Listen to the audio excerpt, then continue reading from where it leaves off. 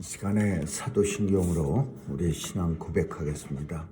전능하사 천지를 만드신 하나님 아버지를 내가 믿사오며 그 외아들 우리 주 예수 그리스도를 믿사오니 이는 성령으로 잉태하사 동정녀 마리아에게 나시고 본디오 빌라도에게 고난을 받으사 십자가에 못 박혀 죽으시고 장사한 지 사흘 만에 죽은 자 가운데서 다시 살아나시어 하늘에 오르사 전능하신 하나님 우편에 앉아 계시다가 저리로서 산 자와 죽은 자를 심판하러 오시리라. 성령을 믿사오며 거룩한 공회와 성도가 서로 교통하는 것과 죄를 사하여 주시는 것과 몸이 다시 사는 것과 영원히 사는 것을 믿사옵나이다. 아멘. 은혜가 풍성하신 하나님, 오늘도 주님 전에 나올 수 있도록 생명 주시고 특별히 또 한 주간의 첫날이 오니 주님 동행해 주셔서 이 한 주간도 주님 안에서 주님이 주시는 은혜와 평강이 넘치는 주간이 되게 도와주시옵소서. 오늘도 주의 백성들 강건하게 지켜주시고 추운 날씨에 아프지 않도록 우리 하나님 보호해 주옵소서. 하나님께서 오늘도 마음에 소원을 주셨사오니 간절히 간구할 때 들어 응답해 주시고 이 땅에 사는 날 주님의 은혜가 풍성한 함께하는 자로 살아가게 하여 주옵소서. 자녀들 도와주시고 오늘도 세상에 나가 주의 사명 마음껏 감당하는 귀한 믿음의 자녀들로 다 삼아 주옵소서. 오늘도 하나님께서 온 세상 주관해 주시고 어두운 것 없도록 밝혀주시고 하나님께서 도와주셔서 전쟁도 종식시켜 주시고 또 무거이 죽어가는 사람들 없도록 하나님 도와주시옵소서. 오늘도 기후의 잘못된 변화로 인해서 고통당하는 사람들이 많이 있습니다. 너무 춥고 너무 덥고 비가 너무 많이 와서 고통당하고 비가 너무 안 와서 고통당하는 이런 어려운 기후 변화의 일들도 우리 하나님 도와주셔서 하나님 다시 한번 예전의 상태로 회복될 수 있도록 은혜 내려 주옵소서. 오늘도 온 세상의 선교사님들이 땅끝까지 복음 증거하려고 애쓰는 분들이 있습니다. 귀한 선교사님들 지켜주시고 저들의 사역 통해서 복음이 땅끝까지 전해져서 예수님 다시 오실 그날이 속히 도래하게 하여 주옵소서.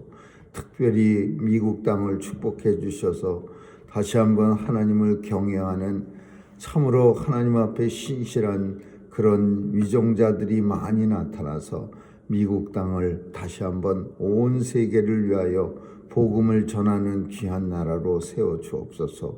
오늘 하루도 주님 손길에 의탁하오며 예수님의 이름으로 기도합니다. 아멘. 찬양 451장 찬양하시겠습니다.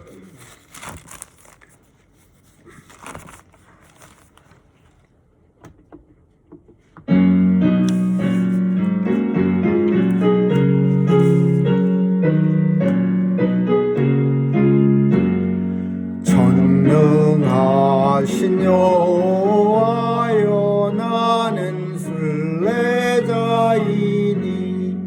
내가 연약할지라도 주는 강하옵니다.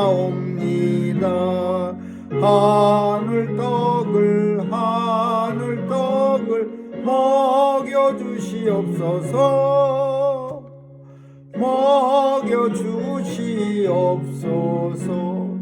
수정 같은 생명수로 마시게 하옵시며 불기둥과 구름기둥 나를 인도하소서.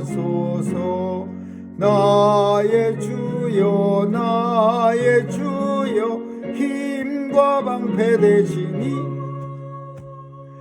힘과 방패 되소서.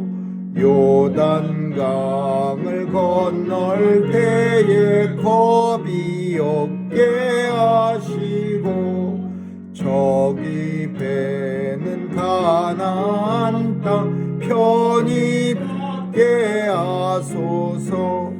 영원토록 주께 찬양하리라. 주께 찬양하리라.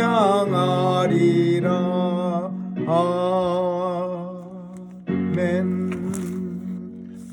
하나님의 말씀은 창세기 39장 보겠습니다.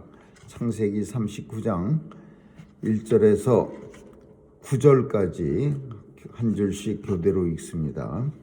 창세기 39장입니다. 요셉이 이끌려 애굽에 내려가매 바로의 신하 시위 대장 애굽 사람 보디발이 그를 그리로 데려간 이스마엘 사람의 손에서 그를 산이라. 여호와께서 요셉과 함께 하심으로 그가 형통한 자가 되어 그 주인 애굽 사람의 집에 있으니 그 주인이 여호와께서 그와 함께 하심을 보며 또 여호와께서 그의 범사에 형통케 하심을 보았더라. 요셉이 그 주인에게 은혜를 입어 섬김에 그가 요셉으로 가진 총물을 삼고 자기 소유를 다 그 손에 이입하니 그가 요셉에게 자기 집과 그 모든 소유를 주관하게 한 때부터 여호와께서 요셉을 위하여 그 애굽 사람의 집에 복을 내리심으로 여호와의 복이 그의 집과 밭에 있는 모든 소유에 미친지라. 주인이 그 소유를 다 요셉의 손에 위임하고 자기 식료 외인 간섭하지 아니하였더라. 요셉은 용모가 준수하고 아담하였더라. 그 후에 그 주인의 처가 요셉에게 눈짓하다가 동침하기를 청하니 요셉이 거절하며 자기 주인의 처에게 이르되 나의 주인이 다른 재반 소유를 간섭지 아니하고 다 내 손에 위임하였으므로. 같이 읽습니다. 이 집에는 나보다 큰 이가 없으며 주인이 아무것도 내게 금하지 아니하였어도 금한 것은 당신뿐이니 당신은 자기 아내이니라. 그런즉 내가 어찌 이 큰 악을 행하여 하나님께 득죄하리이까. 아멘. 요셉은 구덩이 속에서, 깊은 구덩이 속에서 참으로 많은 고통의 시간을 보냈습니다. 우리가 성경에서는 아주 금방 이스마엘 상인이 와서 형들이 끌어내서 은 20개를 주고 요셉을 팔았다고 성경은 짧은 줄을 통해서 말하고는 있지만은 그 구덩이 속에 깊은 구덩이에 던져진 그런 시간들은 아무리 짧다고 해도 끔찍한 고통을 요셉에게 주었을 겁니다. 아마도 1분을 구덩이에 던져진다 해도 그 1분이 결코 짧은 시간이 아니었을 겁니다. 정말 온 세상이 변하는 그런 끔찍한 시간을 구덩이 속에서 보내고, 그리고는 이제 정말 하나님의 은혜로 이제 이스마엘 상인들 낙타를 수십 마리씩 끌고 다니면서 애굽에서 물건을 사다가 팔고, 사다가 또 바벨론 가져가서 팔고 사고 이러는 낙타 행상들을 만나서 그 사람들한테 팔려갑니다. 참 엄청 슬픈 일 아니겠습니까? 형들에게 먹을 거 입을 거 아버지 심부름으로 주로 가져왔다가 그 형들은 그 먹을 거는 열심히 먹어가면서 동생은 구덩이 속에 던지고, 참 너무나 부조리하고 잘못된 그런 상황입니다. 아마도 늘 생각하기를 요셉은 그 구덩이 속에서 그렇게 생각했을 겁니다. 내가 무슨 잘못을 그렇게 많이 저질렀길래 형들은 나를 이렇게 죽여야 할 정도로 구덩이에 던집니까? 채색옷은 내가 아버지를 그냥 간절히 막 땡깡을 부려서 얻어 입은 옷도 아니고, 또 꿈 얘기는 내가 형들을 갖다가 골리려고 꾸며서 한 것도 아니고, 하나님이 꿈도 꾸게 하시고 아버지가 지어줘서 입으라고 하는 거 참 형들 보기에 미안하지만 아버지를 봐서라도 어머니, 죽은 어머니 생각하면서 지어진 거를 안 입을 수도 없고, 요셉도 할 말이 많습니다. 그런데 그 구덩이 속에 던져졌을 때 그런 생각들을 했을 거예요. 내가 무슨 잘못입니까, 하나님? 제가 무슨 잘못으로 여기에 던져졌습니까? 왜 이런 생각을 가질 수밖에 없냐 하면, 인생은 눈앞에 있는 것밖에 못 봅니다. 이제 장래에 어떻게 될 것인가를 만약에 요셉이 알았다면은 애굽 총리에 앉아갖고서 이제 기근에 굶어 죽기 일보 직전에 형제들을 불러갖고서 참 그냥 아주 봐라, 내가 너희들 다 살리지 않았느냐, 그리고 형들은 너무 두려워하지 마옵소서. 하나님께서 나보다, 형들보다 먼저 앞서 나를 이 애굽 땅에 보내시기 위해서 그렇게 한 겁니다. 이런 얘기를 할 환경으로 바뀐다는 것을 알았다면은요, 우리 인생은 전혀 구덩이 아니라 구덩이보다 더 깊은 데에 던져지더라도 걱정하지 않았을 겁니다. 하나님께서 해 주실 텐데, 하나님께서 더 좋은 곳으로 가게 해 주시려고 이런 고난도 주시는구나, 이까짓 거, 이러면서 아주 잘 참을 겁니다. 근데 인생은 앞날을 못 보는 거예요. 안타깝게도 코앞에, 그저 눈앞에 보이는 거 외에는 절대로 그 앞날을 못 봅니다. 그래서 어리석은 인생이 되고, 또 때로는 막 그냥 참 누가 봐도 한심한, 그냥 살살 자기 생각만 가지고 살아가는 그런 사람으로 변하는 거예요. 하나님의 뜻을 크게 볼 수 있는 그런 영적인 눈을 열어주셔야 되는데, 그냥 현실만 보고서 살아가는 안타까운 짐승 같은 모습으로 변하니까 이 고통은, 고난, 고통, 근심, 걱정, 이거를 정말 끝까지 지고 가야 되는 거예요. 근데 우리 성도는 조금 틀려야 됩니다. 왜냐하면은 적어도 사는 동안 10년 후의 삶은 못 봐도 영원한 삶은 우리는 볼 수 있습니다. 하나님께서 이제 불러주셔서 하나님 나라 기업을 우리에게 주시고 영원한 아버지 나라에서 우리를 예수 그리스도의 얼굴과 얼굴을 마주보면서 살 수 있는 그런 날이 있다는 것은 우리는 분명히 압니다. 그러면 그게 우리의 최후의 행선지라는 사실을 알면은 인생길에 만날 수도 있는 조금 어려운 길들은 이길 수 있는 겁니다. 왜냐하면 최종 결승점, 도착 지점이 정말 우리 성도들에게는 너무나 행복한 곳이고, 또 영원한 곳이고, 또 예수 그리스도를 얼굴과 얼굴로 마주볼 수 있는 곳이기 때문에, 그곳을 보기 때문에 오늘도 힘들어도 참을 수 있는 힘과 용기가 있는 거죠. 요셉은 구덩이 속에서 하나님의 은혜를 생각했을 겁니다. 아무 잘못 없이 형들은 나를 던졌지만은, 그러나 하나님께서는 분명히 나를, 설령 이 구덩이에서 굶어 죽는다 하더라도, 죽더라도 나를 결코 가만두지 않고 영원한 나라로 인도해 가실 것이다. 하나님의 인도하심을 요셉은 믿었을 거예요.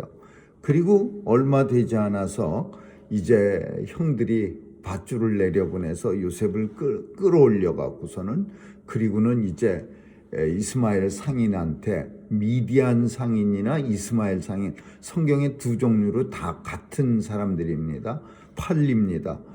근데 그 팔리는 것이 점점 참 좋은 곳에 팔렸는데, 그게 누구네 집이냐 하면 애굽의 황제 바로의 시위대장이에요.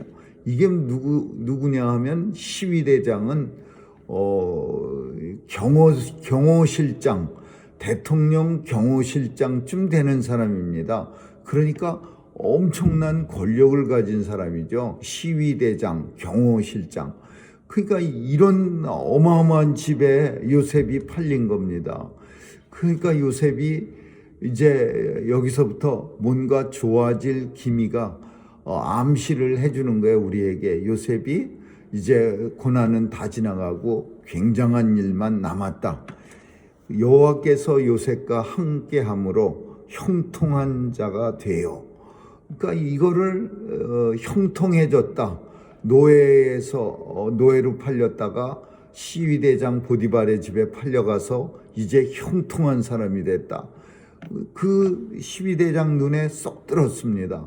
그리고 그 시위대장도 요셉이 하나님과 함께하는 사람이라는 것을 알게 되고 또 함께하는 자로 말미암아 시위대장도 축복을 받는 거야. 밭과 논과 모든 요셉이 관리하는 모든 것들은 다 잘 되는 거예요. 주인에게 은혜를 입어 섬김에 모든 요셉이 함께하는 일에 복을 여호와께서 내려주셨다. 그러니까 이 본문을 통해서 보면은 형통한 자라는 것은 잘 나가는 사람이 형통한 게 아니라 많이 가진 사람이 형통한 게 아니라 성경은 하나님과 함께하는 사람 여호와께서 요셉과 함께함으로 형통한 자가 되어 그래서 형통의 모든 것이 잘 된다. 형통이라는 단어의 주인공이 될 수 있는 사람들은 하나님이 함께하는 사람이에요.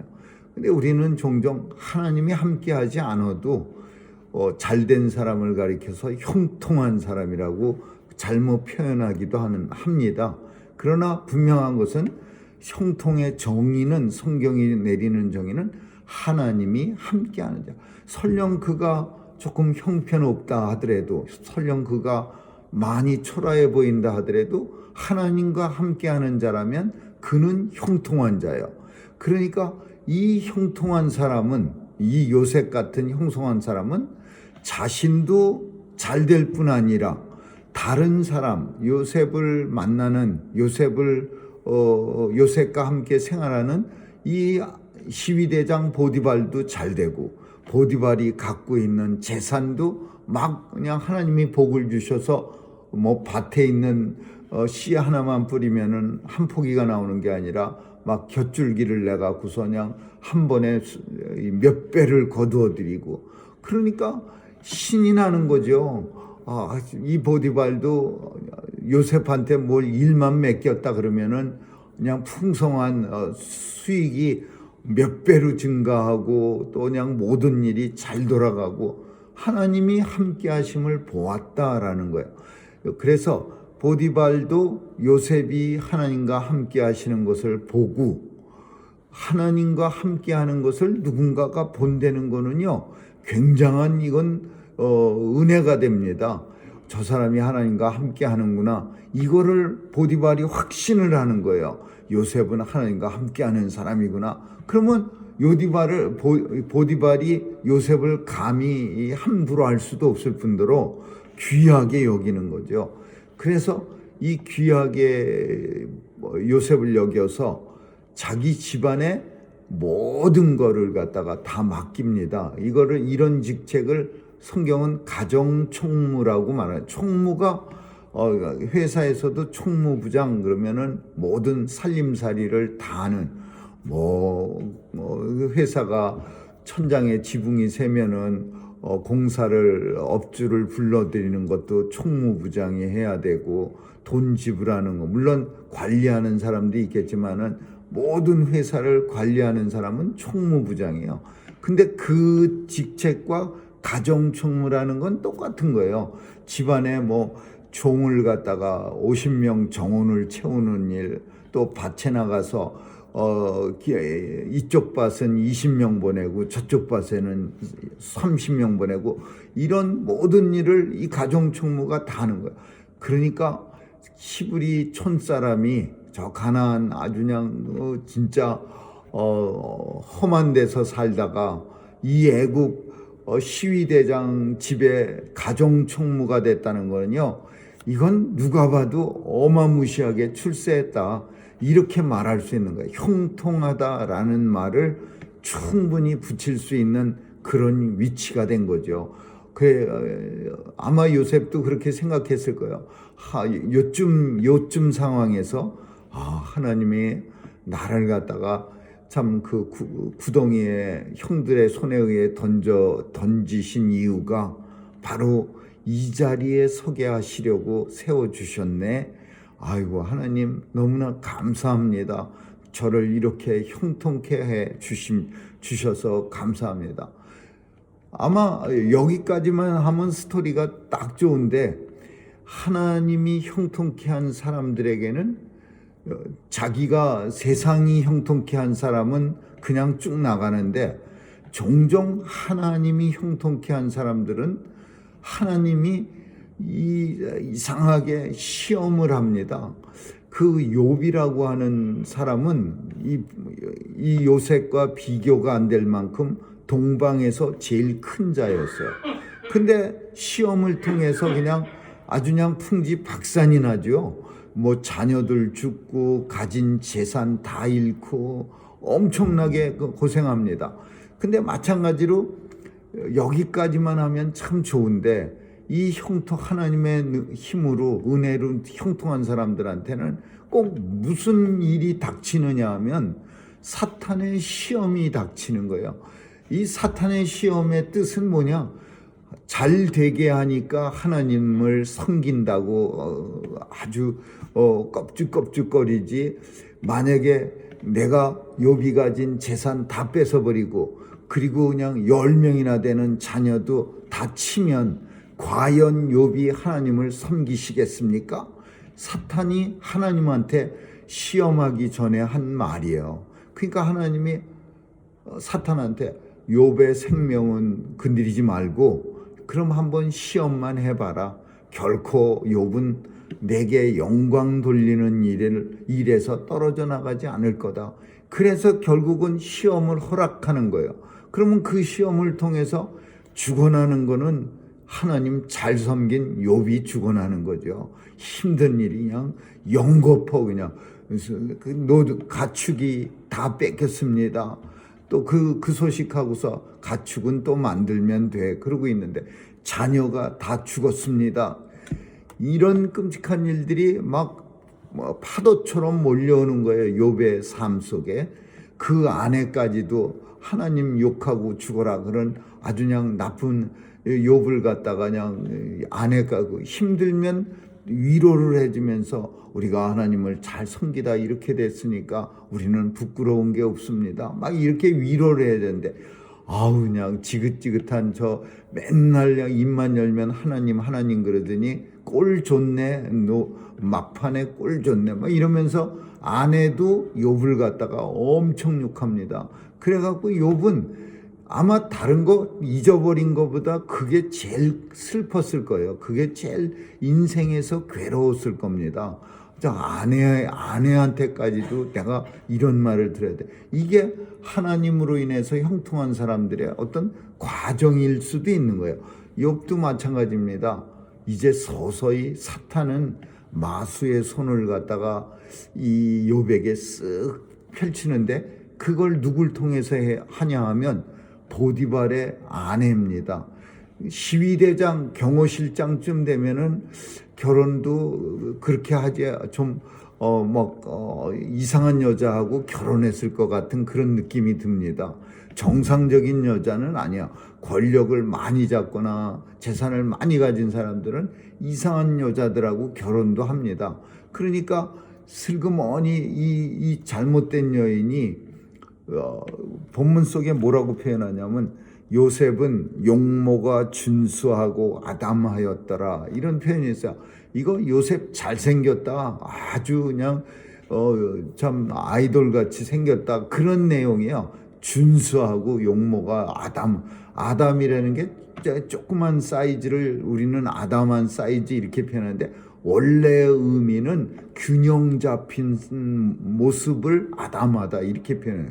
근데 이 요셉이 이렇게 잘생겼다라는 걸 표현하고 있는 이유는 뭔가 앞으로 되어질 일에 대한 계시야. 그 아내가 요셉을 유혹할 거다라는 표현을, 요셉 잘생겼다. 그래서 이 본문을 읽으면 너무 잘생긴 것도 문제가 많은 모습이에요.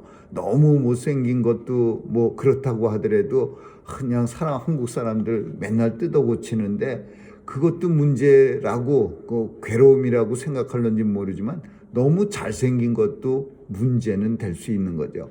요셉은 잘생겼어요.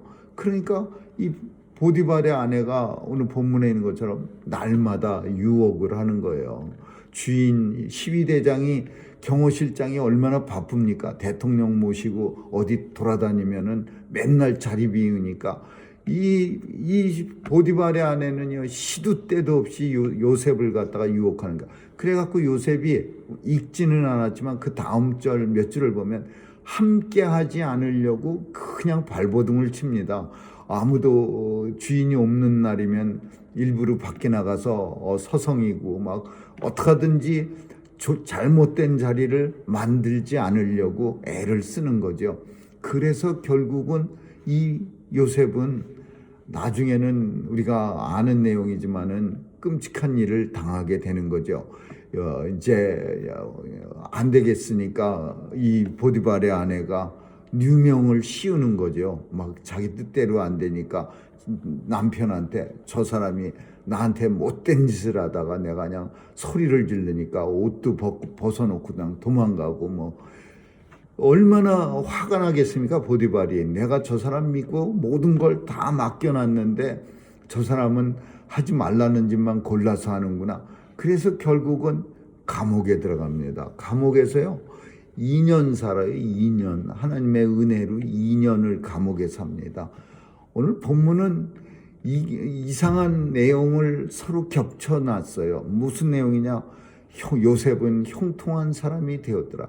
형통한 사람이 누명 쓰고 감옥 가야 합니까? 그러니까 앞뒤가 맞지 않는 내용이에요. 요셉은 형통한 사람이 되었더라. 그런데 그 형통한 사람이 날마다 유혹받아갖고 하나님을 보기에 범죄하지 않으려고 이 어금니를 깨물다가 누명까지 씌워갖고서 결국은 감옥에 들어가는 게 형통한 사람의 모습이냐고. 어쩌면 거기까지만 안다면은 반문했을 거야. 이게 무슨 형통한 사람이야. 그렇지만은 하나님은 형통한 사람, 하나님이 형통한 사람은 우리가 생각하는 형통한 사람하고 조금 달라요.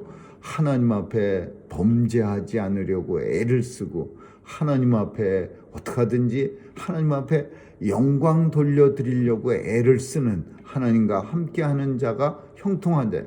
그가 사탄의 유혹을 이기려고 감옥에 갔다 하더라도 요셉은 형통한 자예요. 그가 아무리 힘들고 어려운 환경에 처한 구덩이에 던져졌어도 그는 형통한 사람이에요. 형통이라는 말 우리 잘 씁니다. 그리고 형통하기를 원합니다. 그러나 하나님과 함께하는 자가 형통한 거지 그 외에 어떤 자격이나 조건들 재물이 많아야 형통한 거고 또 권세가 있어야 형통한 거고 이런데 형통이란 성경적 형통은 어울리지 않는 단어다라는 걸 우리에게 보여주는 거야. 그렇지 않았으면은 이렇게 감옥 가게 말하지 않지요. 요셉은 형통한 자라 그래놓고 조금 있으면 감옥 갔다 이렇게 표현은 누가 봐도 형통한 사람이 어떻게 감옥을 가 이렇게 표현하는 거죠. 그러나 하나님은 이 형통한 요셉을 감옥을 보냅니다. 아무쪼록 우리가 생각하는 형통과 하나님이 원하시는 형통의 다른 모습을 오늘 본문 속에서 요셉의 모습 속에서 잘 살필 수 있기를 주님의 이름으로 축원합니다. 기도하겠습니다. 하나님 오늘도 형통한 삶을 살기를 원하는 죄 백성들에게 형통이 무엇인지 요셉을 통해서 보여줍니다. 우리도 하나님과 함께하는 자가 되어 주변 사람들에게도 복을 주고 또 우리 자신도 하나님 앞에 영광 돌리는 형통한 자로의 삶을 살게 해 주옵소서. 감사드리며 예수님 이름으로 기도합니다. 아멘. 주기도문으로 마치겠습니다. 하늘에 계신 우리 아버지여 이름이 거룩히 여김을 받으시오며 나라에 임하옵시며 뜻이 하늘에서 이룬 것 같이 땅에서도 이루어지이다. 오늘날 우리에게 일용할 양식을 주옵시고 우리가 우리에게 죄 지은 자를 사하여 준 것 같이 우리의 죄를 사하여 주옵시고 우리를 시험에 들게 하지 마옵시며 다만 악에서 구하옵소서. 대개 나라와 권세와 영광이 아버지께 영원히 있사옵나이다. 아멘.